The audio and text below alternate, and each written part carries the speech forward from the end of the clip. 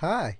Within this lecture, we're going to implement download functionality in our backdoor. So we have successfully added CD functionality, okay? We can change the directories, we can wander around within the victim computer, okay? And let's suppose that I have seen some file like python.txt in here. Now I want to download this python.txt in my own Kali computer. So I have to add my download functionality in order to do that. So it's easy, right? I'm going to add a line here and I say elif if the command is download, then do this. So it's easy to add elif, but it's not easy to add function. Actually, it is easy, but at this point you don't know how to do it. So let me tell you how to do it. We're gonna add this elif. Later on, we're going to open the file that we are trying to download and get the contents of that file and then send the contents back to the Kali machine, and within the Kali machine we will save the contents of the file as a new file. So there goes our download functionality.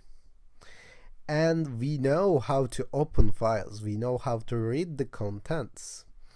But in this time we're going to just use binary opening, binary reading this time, because maybe the file that we are trying to download is not a txt file.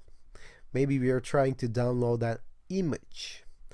And if I just get the content of the image as a regular txt, it won't make sense. So I'm going to take the binary representation of the JPEG or image and just send it to the other computer and save it there as an image file.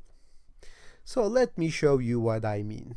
Just let me add this elif and check to see if my first index of my command list is actually download. So of course I could have called this John or James rather than download, but it makes sense to use download because it's convenient. So later on, I'm going to do something like self.execute cd command in here. And this will be, of course, my new method. So let me show you how it works. We're going to define a new method here, and I'm going to call this get file contents or something. Maybe you can call it read file or download file. I think the best way to call this is get file contents, because that's what we are doing literally. And I'm going to give path, not here but here, as an input, because you know when we try to open files we have to specify a path, and we are getting the path from command list. So remember, we use with keyword with open when we try to open files. So we have to specify the path and the mode of this opening. As you might remember, we have used read before, R, and we have used write before, but this time I'm going to use something called RB, and this stands for read binary. As I said before, we're not going to just read the file, we're going to read binary this file in order to get the contents as binary and send them to the other computer as binary. So I'm going to say RB in here, and then later on I have to specify my variable name as my file, for example, and then I'm going to return my file dot read. Okay, so this will just take and open my path and read the contents out of it and return the contents in here. So I can just say my command output this time, if the command is download, is going to be command output is going to be self.getFileContents. And how do we get path? Of course, we will say command first, because that's how the user is going to give the input, right? It will say download python.txt, and we're going to just get python.txt by typing command first.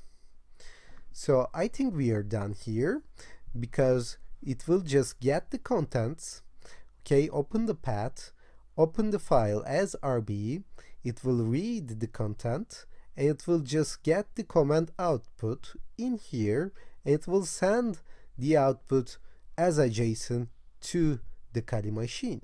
So let me save this. But are we done here?